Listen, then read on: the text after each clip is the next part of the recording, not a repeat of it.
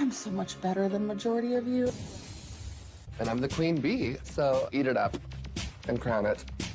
You're all welcome. And I got a message from one of my friends saying they don't want anything bad to happen to me. And I get messages like that all the time. I feel very attacked! And you are a disrespectful piece of shit. Illiterate! What the fuck is going on in here on this day? Guess what today is, guys? I am meeting my surgeon, and I'm super nervous. Like, my stomach hurts so bad. I have to leave in 19 minutes, so I'm gonna go finish getting ready, and yeah. Wish me luck. Hello? Okay, so I'm actually in the middle of folding some towels, and I am going to shower. You're going to shower? So your hair isn't wet right now?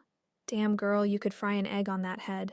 So my hair routine is, before I shower, always brush it, because I will not brush my hair wet. It pulls out so much of your hair. It causes more split ends. But I'll brush it, and then until I get in the shower, I'll just put it in just a low pony like that, which is one of my least favorite looks. But so I do want to talk to you guys just a little bit about meeting my surgeon today. Like, can we believe that it finally happened? It was such a good appointment, and I am more hopeful than I literally have been. So your girl is pumped. So just for the sake of, like, I can be super long-winded, I'm kind of just gonna give like bullet points in a way of things that was said during the appointment, or goals, etc., etc. Instead of just giving like a narration of the whole thing, because it was kind of a long appointment. Overall, it was actually really good. And like I have been saying, when it comes to the whole weight loss surgery thing, there is something that has happened, and I am warming up to the idea of speaking more about it. But the only reason why, I feel like I have to constantly say this, that I am saying that something is happening and I am not telling you guys, is because when I finally do tell you guys, I don't want people to be like, wow, you lied and you didn't tell us. I'm letting you know right now there's something that I'm not saying, for that reason, because I am trying to be transparent. But like I've said, for my well-being, I'm not ready to share. So first things first, I have assumed that during surgery I would get my gallbladder removed. And so obviously I brought this up to my surgeon today, and I asked, okay, so during surgery, if I have gallstones still, since I was diagnosed with sludge in my gallstones, which is something completely different, and I let him know that, will you take out my gallbladder? Like, is that something you will do? And he said that he doesn't have like a full answer right now if he will or not, until he sees more. So he's actually referring me to get an ultrasound of like my liver gallstone area. So that is something that is new, a new test that was just thought of like today in the appointment. So I will be getting that done. But he explained that sometimes, like, depending on the person, waiting to get your gallbladder taken out on a completely separate different time is actually better. So again, depends on the person. So we will see for me. So the whole 12 months to wait for me to get surgery, he said that was crazy. He said it was actually just like a recommendation, and I will explain more of why that was a recommendation. That is part of what I'm not telling you guys so far. I know it's confusing. Trust me when I explain to you guys and I come back to these like storylines and situations, because I'm sure it's leaving you guys confused, because I know as a viewer, I'd be like, what is happening? You guys would probably look at it and be like, oh, okay, I get it now, I understand. It sounds to me like there were concerns over something she disclosed to the dietitian. We know she disclosed and is now disputing the BED, but I think there is more with her eating habits that she disclosed that caused concern that triggered the recommendation of 12 months. But the surgeon said like that 12 months thing was crazy. So he even said like, no, I want to meet her one-on-one. I want to have another second opinion. And that's when he got a second opinion. Now she is trying to spin it that the surgeon pushed to meet her one-on-one? Girl, you were the one that threw a tantrum to get in front of that surgeon. And that's when I was told, okay, let's do 12 therapy sessions. So that is still what stands, that I'm going to do these 12 therapy sessions, and we're going to see if, you know, my view towards food and the way that I treat food changes. And we're going to see if I improve in the next 3 to 4 months. And if I do, I will be getting weight loss surgery. So another thing I want to talk about is I chose what operation I wanted. There are a few different weight loss surgeries that you can get, and I chose which one I thought would be best for me. And, you know, after all the research, the classes I've gone to, the seminar, the education, you know, just going to these appointments, just everything. I chose what I thought would be best for me. And he actually disagreed, and I loved, oh my God, that like made me so happy when he disagreed, because it's like, he wasn't just saying what I wanted. He was like, no, actually, I think this would be better for you. I wanted the gastric bypass, and he doesn't think that would be best for me. So I'm actually gonna be getting the Sadie. I have quite a few friends, well-known friends actually, from TV shows that have gotten that and have lost hundreds of pounds. The surgeon told me that by getting this, you will lose a lot of weight if you follow plan and what you're supposed to do. And oh my God, when he said that my BMI could be below 30, I laughed. I did. I was like, oh my God, there's just no way. Like, I can't envision myself that healthy, if you will. That was like really, really nice to hear. Right now, I don't feel as educated as I can be on this operation. So if you guys want to do more research on it, you can definitely do that. But once I feel confident in sharing like more about it, then I'll do it. It's just, I don't want to like give off any facts that aren't accurate. So I'm gonna do more research. Of course, he's gonna teach me more about it, but it's also my responsibility to do that as well. It's just crazy because I was so dead set on gastric bypass. Like, that's like what I felt in my heart, and I'm putting my life in the surgeon's hands, and I completely trust him. So I'm okay with the change. So I have done absolutely everything that they have asked me to do, and I was actually doing Instagram Q&As today, and I was getting a lot of people saying like, what do you mean? You haven't done anything they told you to do. You've gained weight. And I'm over here like, ma'am, no. I actually filmed myself stepping on the scale today. Yes, I did. Inside of the place. Yes, I did. They know I have a YouTube, so they understood. So when I first went there, my first appointment, I was 533. You know, I had clothes on, obviously. And you're going to see in this clip that I'm going to show you that I'm also wearing clothes. So they don't care what the number on my scale at home says. That's not what they're basing my like progress on or anything. They don't care what my scale says. They go off of when I weigh myself after clinic, which also I'm now officially going to be doing monthly weigh-ins with them, where I physically go in and step on their scale so we can see progress. And they did give me a goal for how much they want me to lose this month, so I will also share that with you. But when I first went there, I weighed in at 533 with clothes on and also had some earrings on. It doesn't matter. And the goal was to lose 1 pound. And so when I stepped on the scale, I was nervous. Obviously, I actually lost 5 pounds since I last saw them, and I will show you a clip right here. Everyone thinks I'm over 600 pounds, so what is it? Is it bad?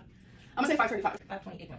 Oh, as you can kind of see, I was like kind of shocked. Feline was the one filming and she clicked off too soon, but like I was literally so shocked. But I'm actually glad that I have this clip because you guys can see for yourself that I'm not 600 pounds. I know a lot of people think that my weigh-ins are fake, and that just goes to show that they're not. And it has been a long time coming where people wanted to see me step on a scale. I give it to you. It's been a long time coming where people wanted to see me step on a scale at a doctor's. I give it to you. Not only that, but I'm stepping on a scale that is meant for people like me and my size at a weight loss clinic, and it's 100% reliable. There it is, folks. It just makes me really sad when people are like, you're not following what they're telling you to do. Every single thing that they have told me to do, I am doing. I think there's just like this misconception of what certain people watching me think I should do versus what my surgeon wants me to do or what my dietitian wants me to do. It's completely different than how majority of you want me to be. Like, I see what people say, like during my grocery hauls or when I share a food. People are like, she shouldn't be eating that. It's literally allowed. Like, everything that I eat, it is okay. I am allowed to eat. The way that they talk about weight loss and food is so just like such a healthy way of thinking. And even the surgeon's like, I'm not going to send you home and have you only eat 1,200 calories. It's like literally not going to happen. I'm not going to give you these big weight loss goals. It's literally not going to happen. I don't want to like talk about the negativity. I just feel like there is so much negativity around weight loss surgery on my channel, and I don't get it. Like, another really big thing for me is like when people are like, you're only getting therapy so you can get weight loss surgery. Yeah. Yeah, that is how it started. You are absolutely right. I am going to therapy to save my life. I'm going through therapy so I can get put on anesthesia.